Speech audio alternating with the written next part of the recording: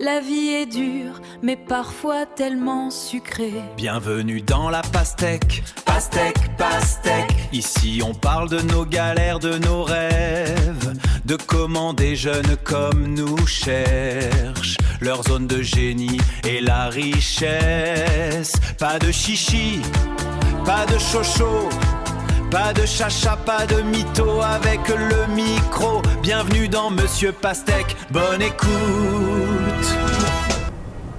Salut, c'est Monsieur Pastèque, bienvenue sur le podcast qui vous parle de la vie, de comment elle est dure et sucrée. Ici, on parle de notre rapport à la société, de comment des jeunes comme vous et moi, dans leur vingtaine ou dans leur début de trentaine, s'en sortent, ou pas. J'accueille à mon micro des hommes et des femmes riches, des hommes et des femmes moins riches, des hommes et des femmes au foyer, des gens qui se battent pour vivre. Mon objectif, c'est que vous dégustiez chaque épisode de plus en plus inspiré, de plus en plus informé, plus cultivé et moins seul. La vie, c'est comme la pastèque, dure à l'extérieur, mais juteuse et délicieuse quand on se donne la peine d'enlever les pépins. Bon allez, je suis en train de faire cet épisode sur le toit de la maison. Pourquoi ? Parce que c'est le seul endroit où à 22h, 23h, on peut avoir de l'air frais. Donc, je profite. On va parler aujourd'hui d'un sujet relativement sérieux.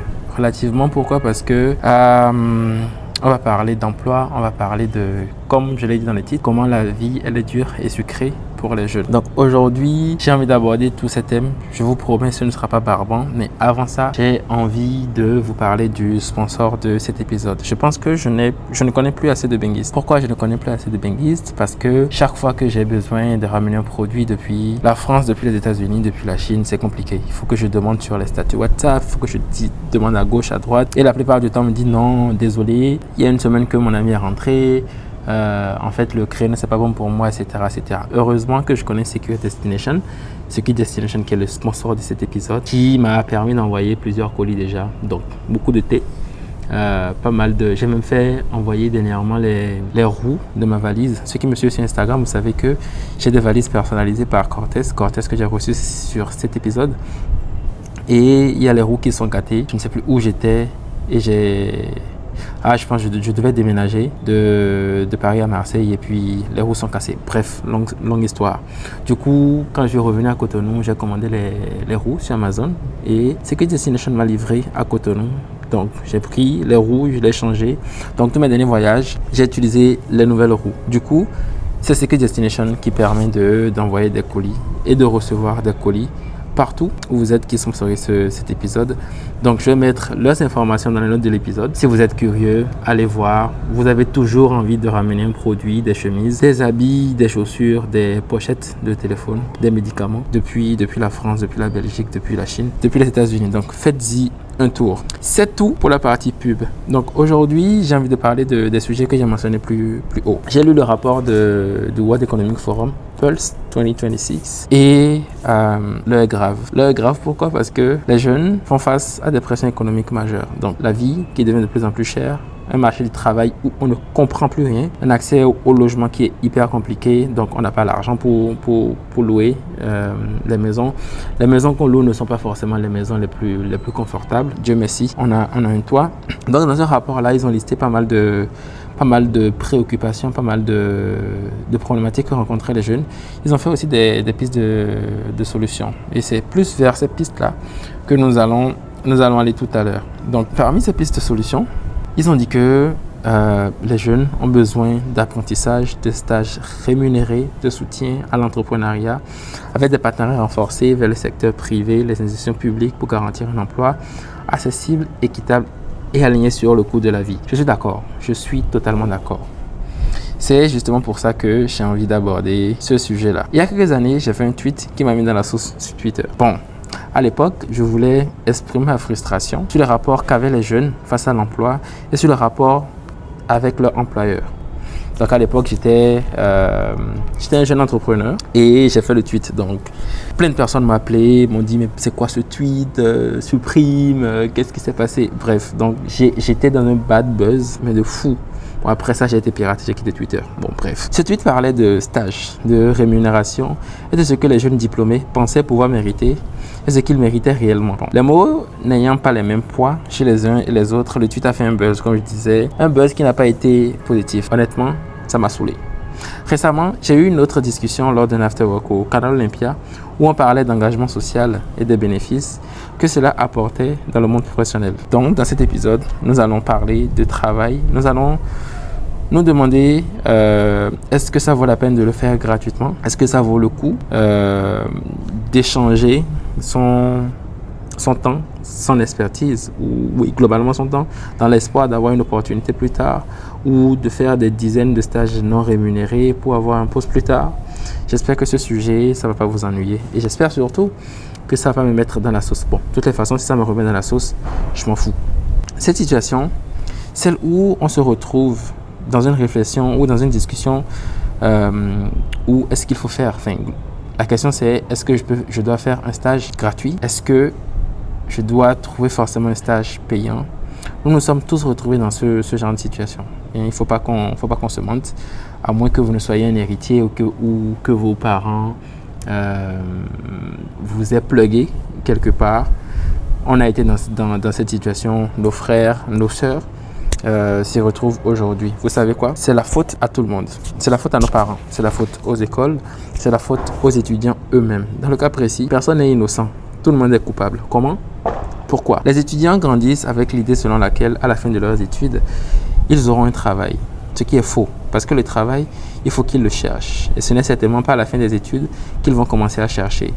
Le processus tel qu'on le connaît aujourd'hui, c'est université ou école, stage académique, stage professionnel, emploi. Les périodes des stages peuvent être relativement courts ou longs selon les cas. D'après ce que j'ai vu, vécu et appris sur les bancs, à la fin de tes études, même après un stage académique, les entreprises ne veulent pas t'embaucher, ni te payer pour un stage, ni t'indemniser, à moins que tu ne sois recommandé. En tout cas, c'est comme ça au Bénin, ou du moins, c'est comme ça que moi, je l'ai vécu. Mes parents ont dû prendre les choses en main, activer leur réseau, etc. Cela pourrait être vu comme de la mauvaise foi ou de la nacre, mais gardez votre salive.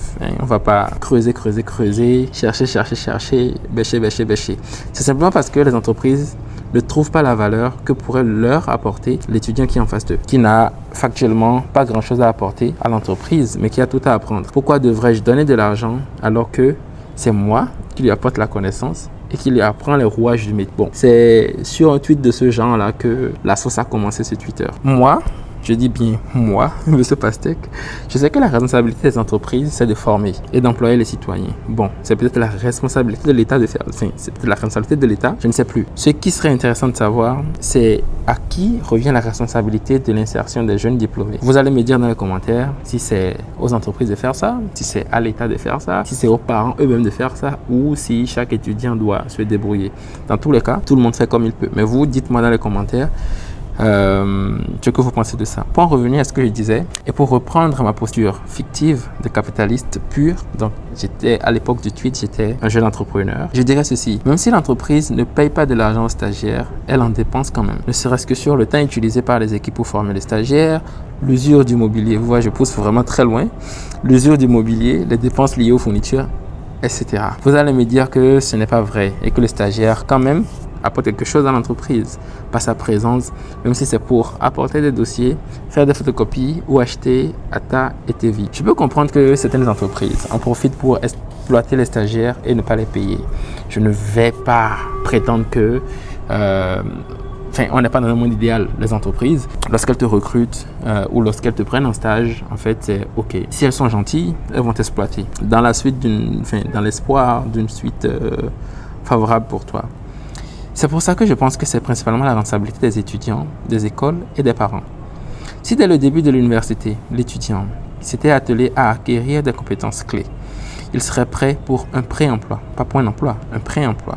Quand je parle de compétences clés, je veux parler de maîtriser la suite Microsoft, donc un Word, un Excel, un PowerPoint, savoir faire des tableaux croisés dynamiques, comprendre l'anglais ou le chinois, savoir prendre la parole en public et faire des présentations. Tout au moins maîtriser les soft skills. Vous voyez ce que je veux dire? Ces choses que je viens de citer sont aujourd'hui la base des prérequis. Selon le type d'entreprise, toute personne qui a ces prérequis et qui a un minimum de soft skills et de hard skills sera prise. parce qu'elle peut commencer à produire de la valeur aussitôt. Donc, quand tu rentres dans l'entreprise, on peut te demander, on a un dossier qui est là, est-ce que tu peux arranger les dossiers qui sont sur l'ordinateur, est-ce que tu peux classer, est-ce que tu peux archiver, on a un interlocuteur, est-ce que tu peux discuter avec lui en attendant qu'on ne le prenne en rendez-vous, etc., etc.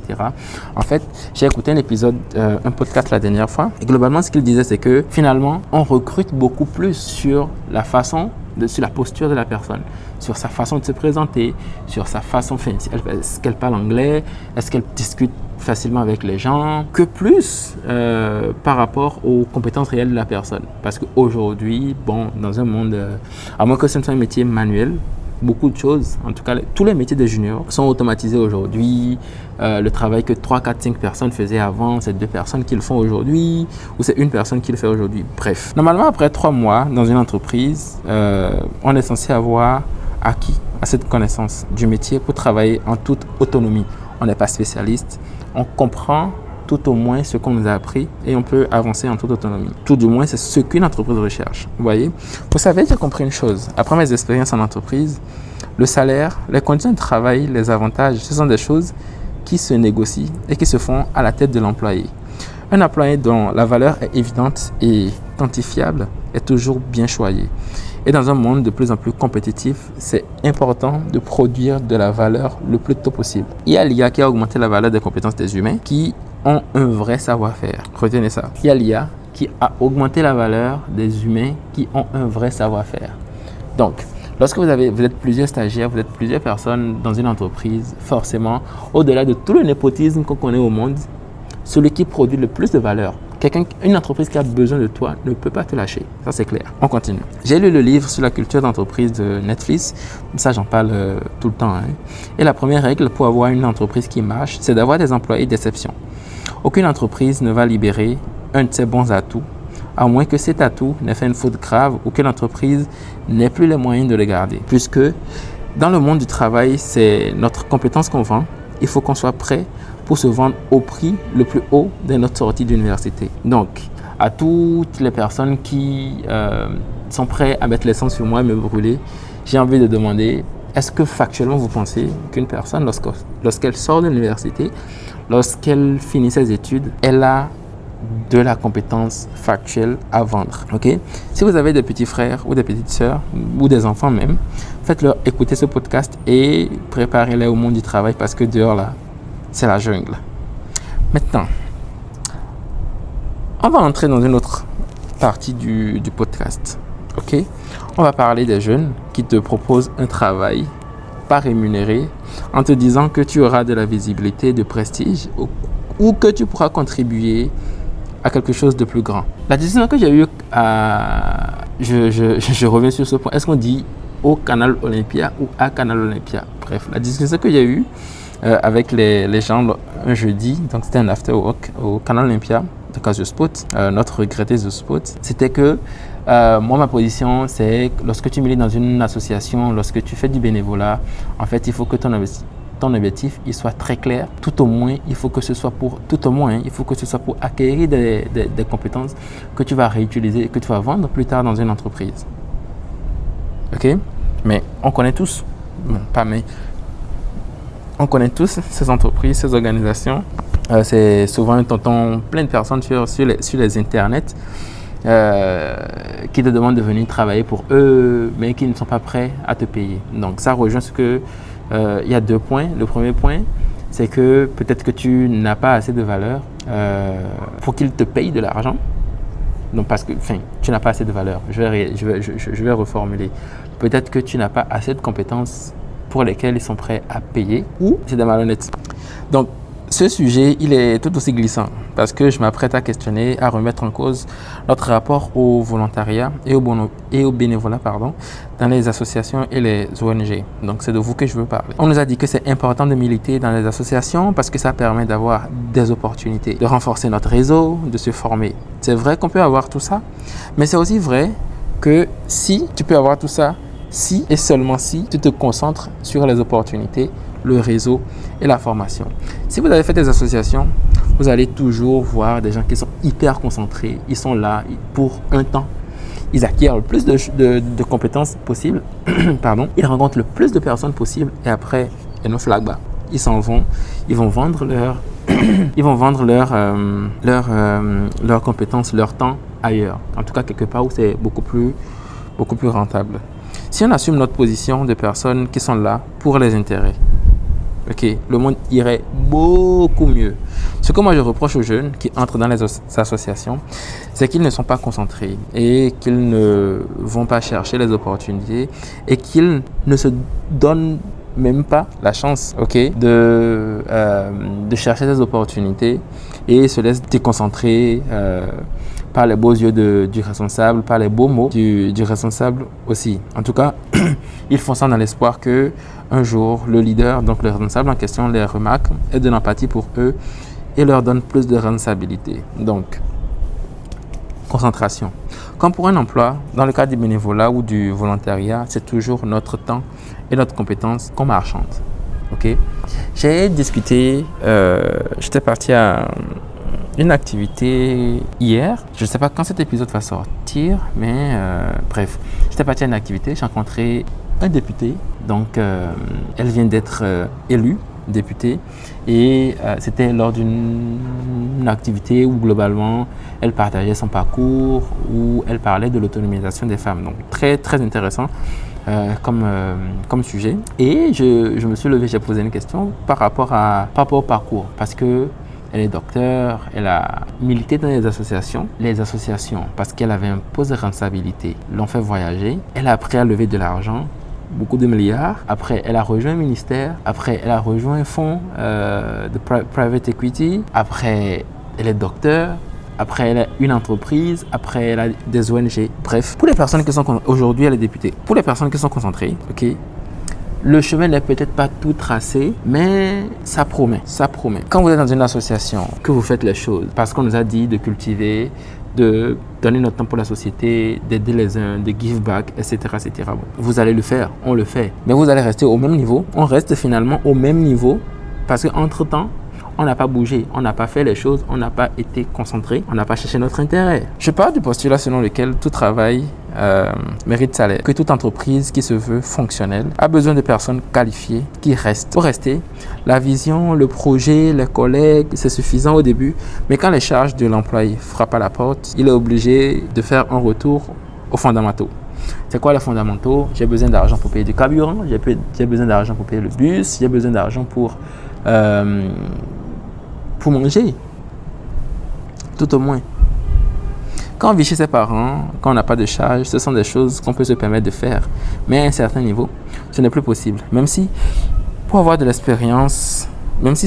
l'expérience ou pour avoir un réseau. Quand je suis sorti d'école, des plans comme ça, c'était évidemment un grand oui. C'était la promesse de mettre un pied, même si ce n'était qu'un orteil dans le milieu. Mais aussi de faire mes preuves, de m'entraîner, de continuer à apprendre. C'est souvent un passage obligatoire dans les métiers de journaliste, de l'architecture, du monde de l'art, de la mode, encore de la communication. Même chez nous, dans la tech, on a eu ça. Donc, on a fait des Fab Labs, on a fait des associations, on a donné notre temps, etc.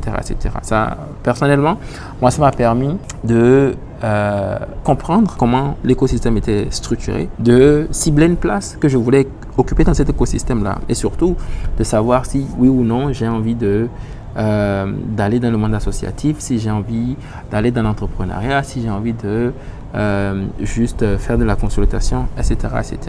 J'aurais honnêtement aimé tirer beaucoup plus d'avantages du réseau parce que des gens j'en ai rencontrés de toutes les nationalités, mais j'étais timide, je mets des guillemets, j'étais timide, j'étais concentré sur le service, alors que justement lorsque tu es dans ce genre d'environnement, tu es dans ce genre d'écosystème, bien sûr tu fais ton travail, mais tu en profites pour tisser des liens.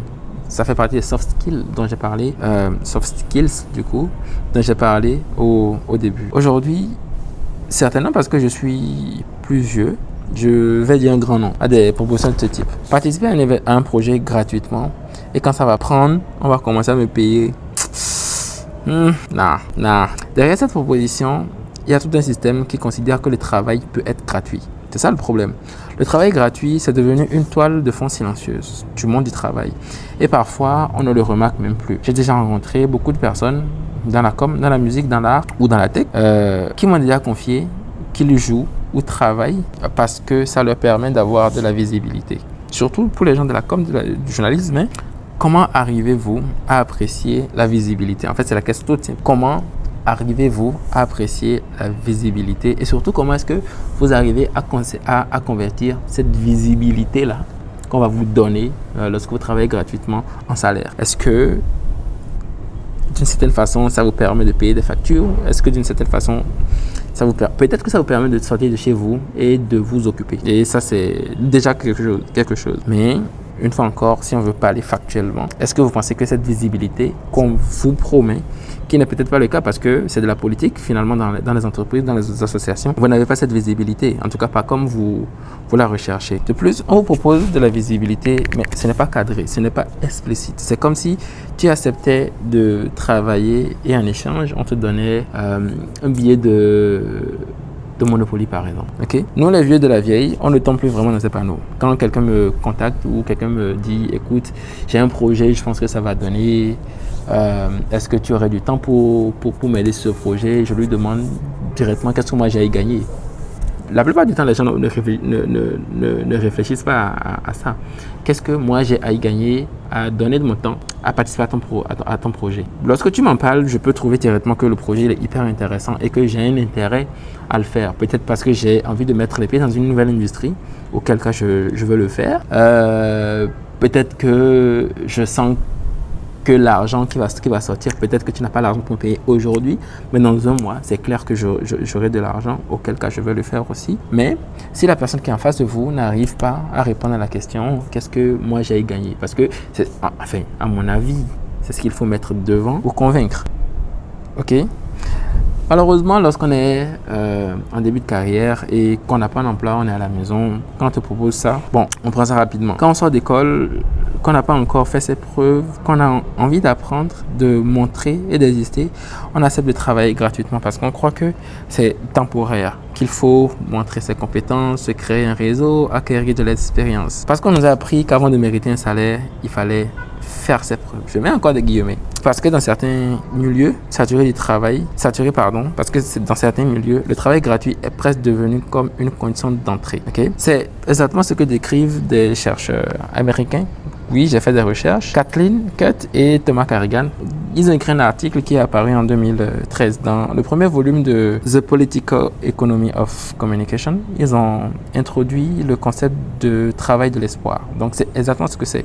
Le travail de l'espoir se définit comme un travail non rémunéré ou sous-rémunéré, effectué dans l'espoir de perspectives d'emploi ou d'opportunités de carrière future. Les auteurs soutiennent que cette forme de travail non rémunéré est normalisée par des idéologies néolibérales qui incitent les individus à considérer ce travail comme un investissement nécessaire à leur avenir professionnel. Donc, je vais mettre le lien de l'article. Bon, c'est en anglais. Je vais mettre le lien de l'article dans les notes de l'épisode.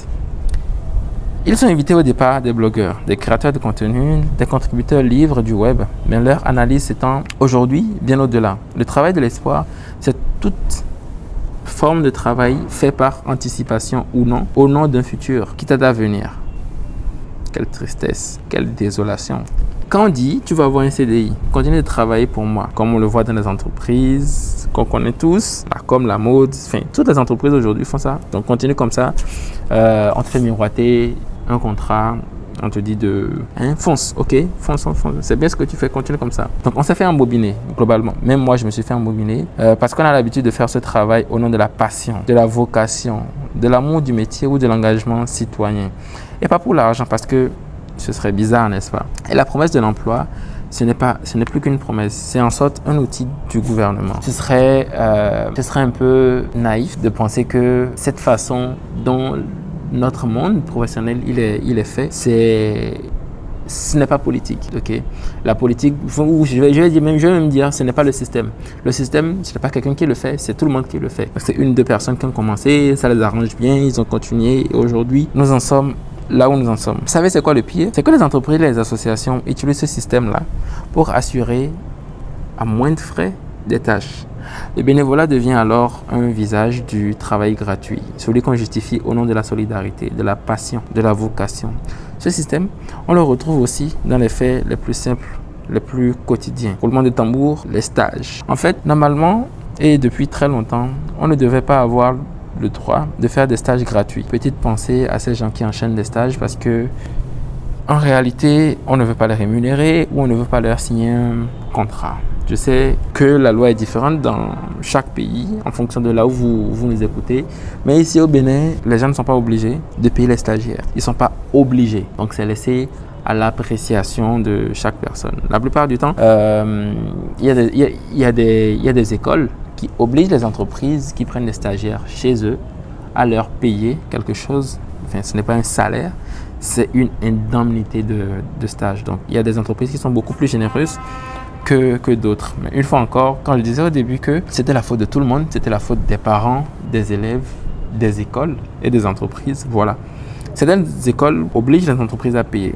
Certains parents obligent les entreprises à payer ou apprennent aux étudiants à aller dans les entreprises où ils payent tout au moins une indemnité. Une fois encore, moi, c'est une question de compétence. Si tu vas chercher un stage alors que tu es en première, en deuxième année d'université, tu vas dans une entreprise et que après l'entretien, l'entreprise se rend compte que tu as un minimum, que tu peux servir à quelque chose. Oui, on est d'accord, on est OK pour te payer parce qu'en plus d'apprendre le métier, en fait, tu vas servir à quelque chose de concret. Tu vas faire avancer des sujets, etc. Donc, dans l'article sur le travail de l'espoir des chercheurs dont j'ai parlé, j'aime beaucoup dire leur nom, Kathleen Quyen et Thomas Carrigan. Donc, ils montrent que ce type de travail repose sur le capital économique et culturel préexistant. Donc, les personnes capables de différer leur rémunération sont aussi celles qui ont un filet de sécurité. Ok, donc je suis prêt pour travailler gratuitement, ça ne me dérange pas parce que j'ai un filet de sécurité, j'ai un réseau, j'ai un diplôme ou j'ai le prestige de l'attente. C'est-à-dire, bon, il y a mes parents qui prennent soin de moi, donc je n'ai pas besoin d'obliger une entreprise à me payer, surtout si j'ai envie d'être dans cette entreprise ou d'être dans ce secteur-là. Pour les autres, malheureusement, on ne peut pas se le permettre parce que les charges sont là. Il y a un article du journal Le Monde qui est consacré sur le sujet. Donc, je comprends que les jeunes qui acceptent le travail gratuit le font aussi parce qu'ils bénéficient d'un soutien familial. Okay? Des parents qui les hébergent, les aident financièrement et qui complètent le revenu. Ceux qui n'ont pas cette marge de manœuvre, ceux qui n'ont pas cette chance, ce privilège, ceux qui sont issus de milieux populaires se retrouvent, eux, exclus de cette trajectoire où le travail gratuit est devenu la norme. Okay? Donc, si mes parents ont les moyens, si je suis dans une société, dans un réseau où je peux refuser un travail parce qu'il n'est pas, ou un stage parce qu'il n'est pas payé, ce n'est pas la même chose pour les autres. Donc, les enfants de pauvres qui n'ont pas ce réseau, qui n'ont pas ce filet de sécurité-là, qui ne peuvent pas se permettre de rester à la maison parce qu'à la fin de la journée, il faut aller de l'avant. Même si tu quittes la maison, même si tu fonctionnes à crédit, ça te permet d'apprendre des choses. Okay? Donc, c'est ce qu'on se dit au quotidien. Mais toi, moi, on n'a pas les moyens d'être philanthrope en fait. On n'a pas les moyens de travailler gratuitement. Alors, on fait quoi? Quand on a compris que ce n'est pas juste un passage obligé, mais un système. Qu'est-ce qu'on fait concrètement quand on sort d'école et qu'on se retrouve face à un recruteur, qu'on veut prouver de quoi on est capable d'apprendre et enfin mettre à prouver tout ce qu'on a accumulé pendant nos études. Si quelqu'un vous propose de faire un travail contre de la visibilité, demandez-lui de mettre un cadre, simplement. Okay? Demandez-lui qu'à la fin de l'activité, vous voulez qu'il fasse un mail à tous les membres, qu'il mette votre photo, votre image sur le site web en disant clairement que voilà, c'est ce que vous avez fait, qu'il envoie un message WhatsApp à tous les membres de l'entreprise, qu'il fasse une recommandation sur LinkedIn. Bref, vous posez un cadre vous-même, vous proposez, ok, tu es dans notre association, tu vas travailler sur tel projet, je te nomme chef projet, je te nomme coordinateur, je te nomme ci, je te nomme secrétaire, etc., etc. Dites à ces personnes-là, ok, il n'y a pas de problème, mais en échange, voilà ce que je veux. Je veux une lettre de recommandation, je veux une attestation de bonne fin d'exécution. Bref, toutes ces choses auxquelles on ne pense pas. Demandez à ChatGPT, demandez-leur ou demandez conseil à vos grands frères ou à vos grandes sœurs. Ok, demandez-leur de mettre un cadre. Vous pouvez même aller plus loin. Que vous allez accepter cette fois-ci de faire comme ils ont dit, mais qu'il faudra prévoir une rémunération pour les prochaines fois. Donc, une fois n'est pas coutume. Vous le faites aujourd'hui, il n'y a pas de problème pour un temps précis, mais prochainement, il faut qu'il y ait un cadre, il faut que vous soyez payé. Ok? Il faut que vous pensiez business, parce que c'est de ça qu'il s'agit, les gars. S'ils ne peuvent pas vous payer, il faut que vous gagnez quelque chose d'une valeur équivalente à votre service. Gardez ça en tête, gardons ça en tête. Mettons ça bien dans le tibia. C'est pour ça que, comme je disais au début, on doit travailler le plus tôt sur notre compétence pour que notre valeur apportée, elle soit évidente. Sinon, il suffit d'accepter une ou deux fois le travail gratuit et après, c'est difficile de négocier. Vous avez commencé, vous vous êtes rendu compte que c'est dur. Le pire, c'est que vous allez vous rendre compte que des gens qui sont venus après vous, en fait, ils sont payés. Donc, le patron ou le coordinateur du projet, il va commencer à parler chinois. Non, c'est pas ça, c'est parce que. Si les gens peuvent ne pas vous payer, les gens ne vont pas vous payer. C'est ça. C'est pour ça que, comme j'aime le dire, pensez à vos intérêts. En tout cas, moi, je refuse depuis quelques années tout ce qui est gratuit et ce qui me demande mon temps. Je préfère me reposer, je préfère travailler sur mes projets, je préfère passer du temps avec mes proches, je préfère dormir, ok? Ce que beaucoup prennent pour de l'ego, c'est en réalité une marque de respect pour moi-même. Je suis sûr que si quelqu'un me veut pour travailler dans son équipe, elle va trouver les moyens de me motiver comme il faut. À moins que je ne soutienne sa cause parce que j'ai du temps à y consacrer ou parce que j'aime vraiment la cause, ok? Certaines écoles au Bénin obligent les entreprises. Certains parents obligent les entreprises également. Si vous avez quelqu'un qui a un backup, qui peut forcer la main, qui peut faire jouer son réseau, faire jouer ses contacts, tant mieux. Mais pour tout le reste, ok, soyez concentrés. Soyons concentrés. En tout cas, la balle est dans votre camp. Moi, je viens de vous faire une passe décisive. Je vous remercie. Donc, ça, c'est comme ça qu'on termine. En tout cas, que je termine l'épisode d'aujourd'hui. Je le voulais assez court. Je vais voir, ça fait combien de temps? Ça fait bientôt 40 minutes. Je parle seul. Je suis content de l'avoir enregistré. N'oubliez pas de chercher Secure Destination. Et si vous dites à Secure Destination, lorsque vous prenez contact avec eux, vous dites que vous êtes venu de ma part, alors vous aurez un cadeau. Voilà. Donc, merci à toutes les personnes qui ont écouté jusqu'ici. N'oubliez pas de vous abonner, de liker, de partager, donc de mettre 5 étoiles et de partager. On est sur Spotify, Apple Podcast, sur YouTube. Je pense que ce sera. À partir d'aujourd'hui, je vais commencer à publier également sur YouTube parce que j'ai compris que beaucoup de personnes consomment du contenu audio sur YouTube qui est une plateforme vidéo. Donc ça, c'est un autre débat. J'ai pas mal d'autres sujets que j'aimerais aborder avec vous. Et si vous avez des questions, n'hésitez pas à les poser sur les réseaux. Sur les réseaux, c'est Kelvin Agent K, Monsieur Pastèque. C'est Kelvin, donc il est sur LinkedIn et sur les autres réseaux. Merci de votre écoute. Abonnez-vous. Mangez de la pastèque. Ciao.